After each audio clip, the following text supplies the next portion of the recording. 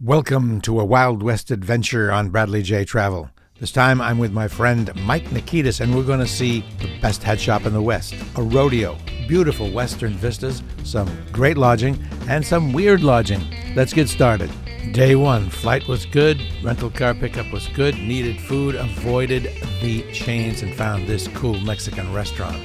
And then boom, on the road. First stop, Glenwood Springs and the Hotel Colorado.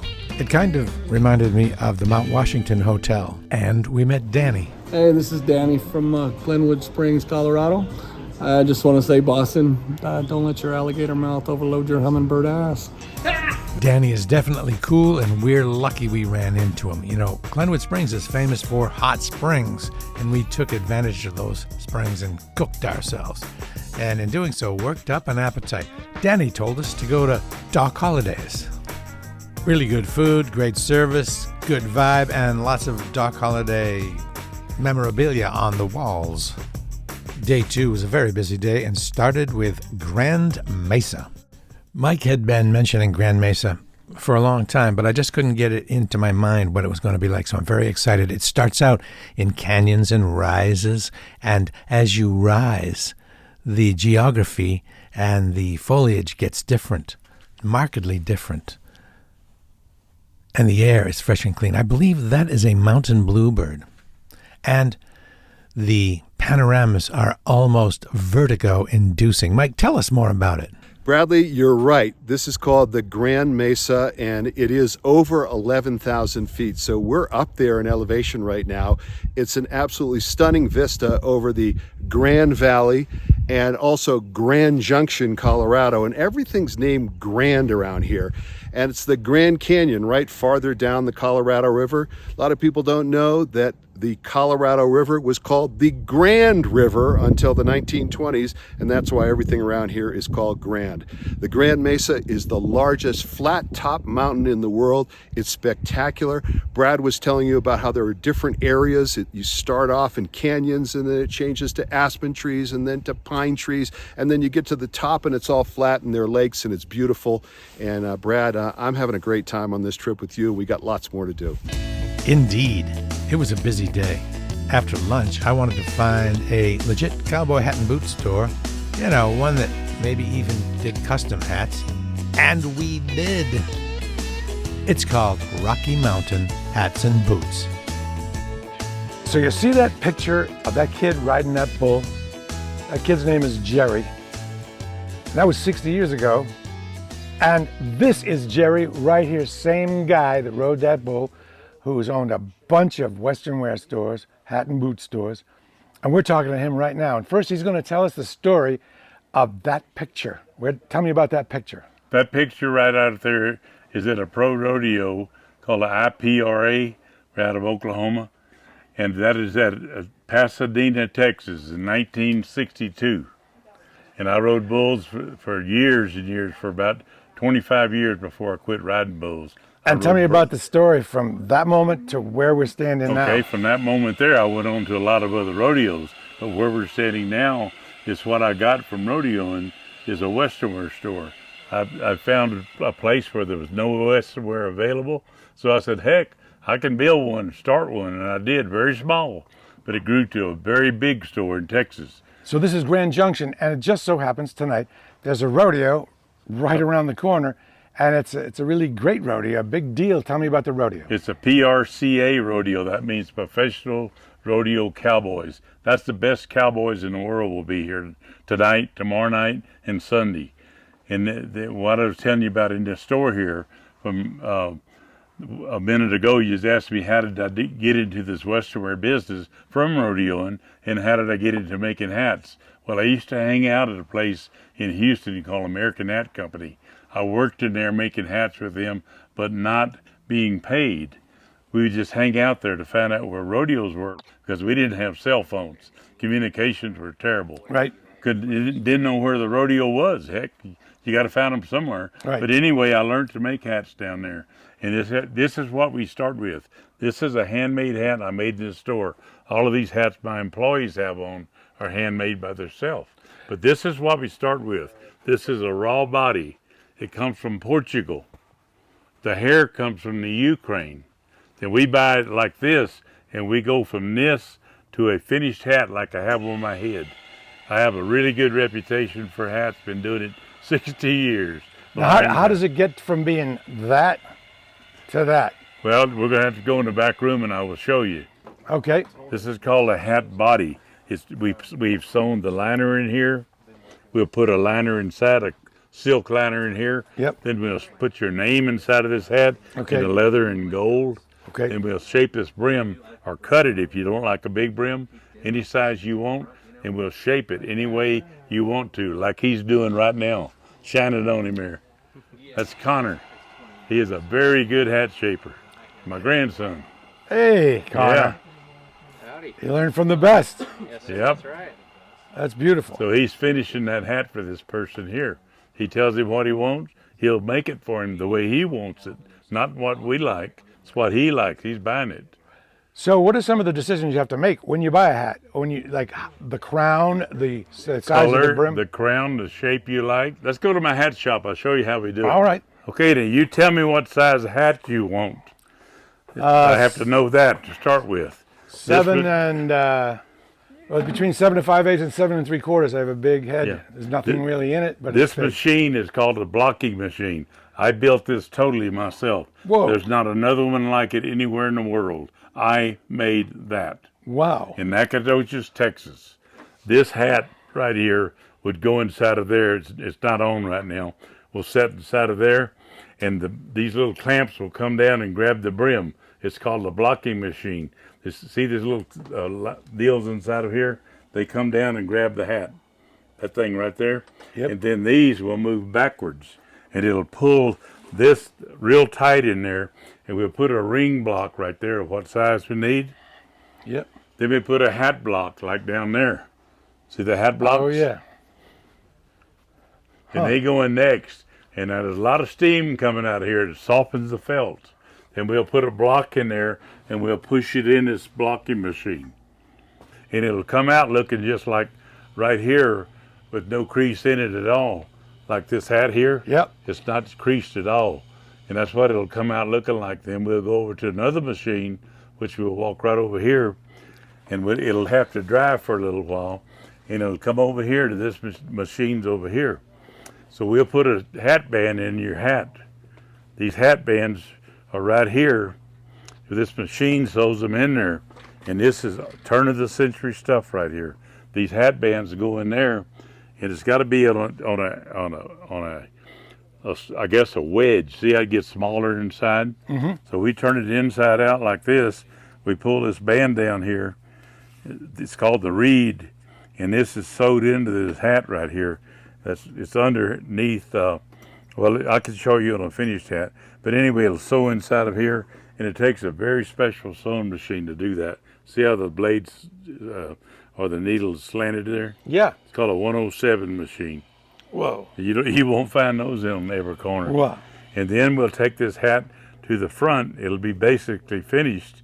Or this hat right here, what we're going to do to this is we're going to pounce it, and we'll re-sand it with a special sandpaper. It takes 5 different kinds of sandpaper. And to sand his hair, then it'll get just smooth as silk. And it gets the feel of the hat is determined by the percentage of beaver felt and rabbit hair it's made out of. So you tell us what quality you want, and that's what we do. Then this hat will go to the front, like you was watching Connor shape a hat a while ago. Then he'll tell us what crease he wants, like this crease right here. Whatever you want. We have different names for all I of know them. there's a cattleman's crease. What else is there? Cattleman crease is real popular.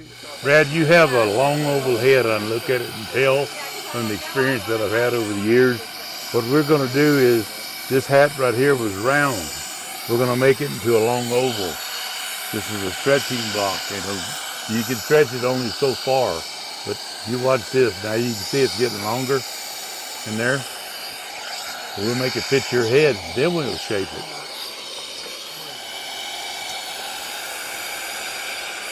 And I'm going to seam the brim a little bit and make the brim shape with the head size.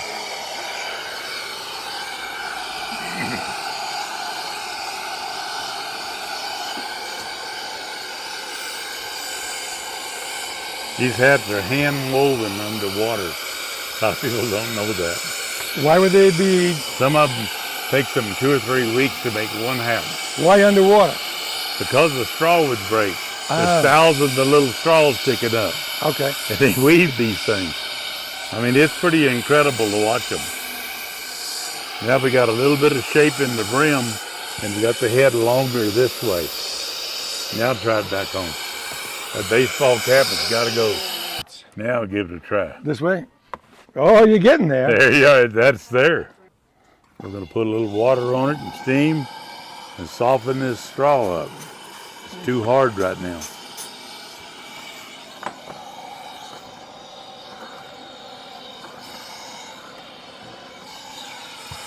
I would probably say in 62 years, and I don't think I'd be underestimating pushing 1 million hats. Really? Yes, sir. I think so.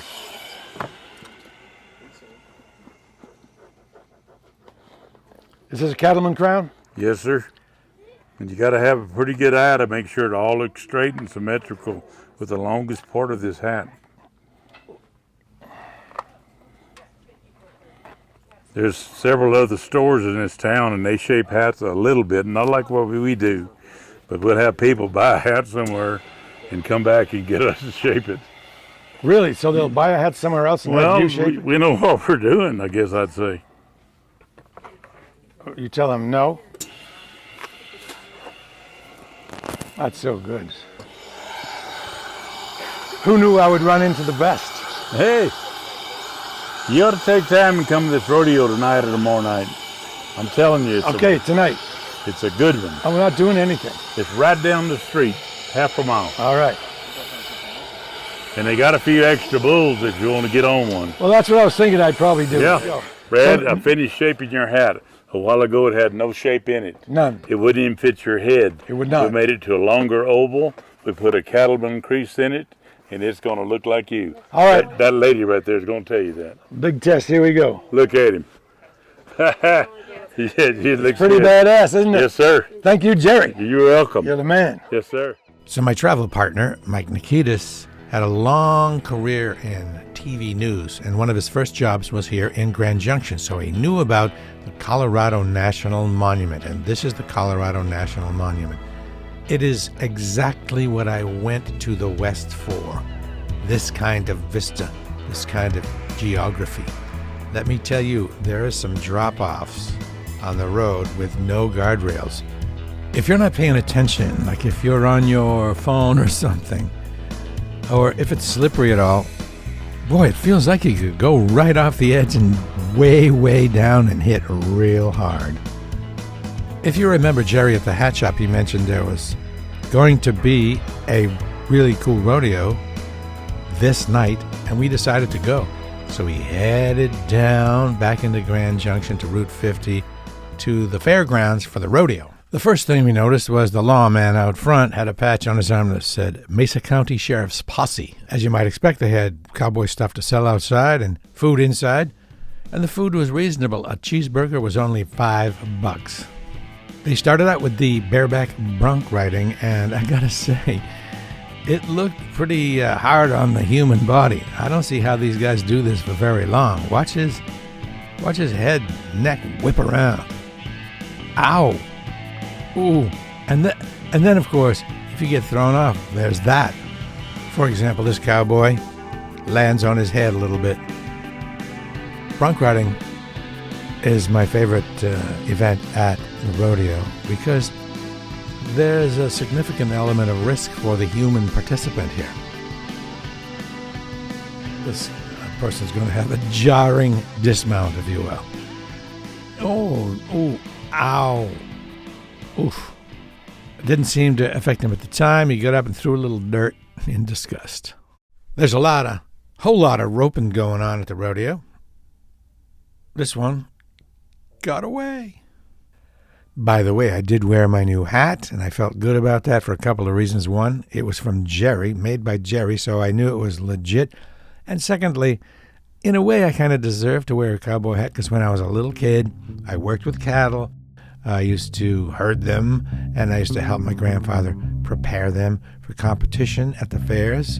And if you look real closely, that little kid you see in the background there is me with my mom and my dad after a night at the Rochester Fair, sleeping in the barn with the cattle. After we had our fill of rodeoing, we hit the hay early because we had a big day the next day. It included heading to Cisco. By the way, saw a golden eagle on the way to Cisco. Cisco is an abandoned town with, as far as we could see, one building that was active, and that was the store, with some interesting sculpture. And also Castle Valley, which was spectacular. Well, here we are. This is Castle Valley. This is kind of the reason Mike and I came out here. As you can see, it's stunning and worth it. And we actually wanted to go on a little hike somewhere between here and Moab, and we have decided this is it. We're headed over to those hills over there for about a 3-mile loop. I'll take photos and videos as we go so we can bring you with us. Let's do it.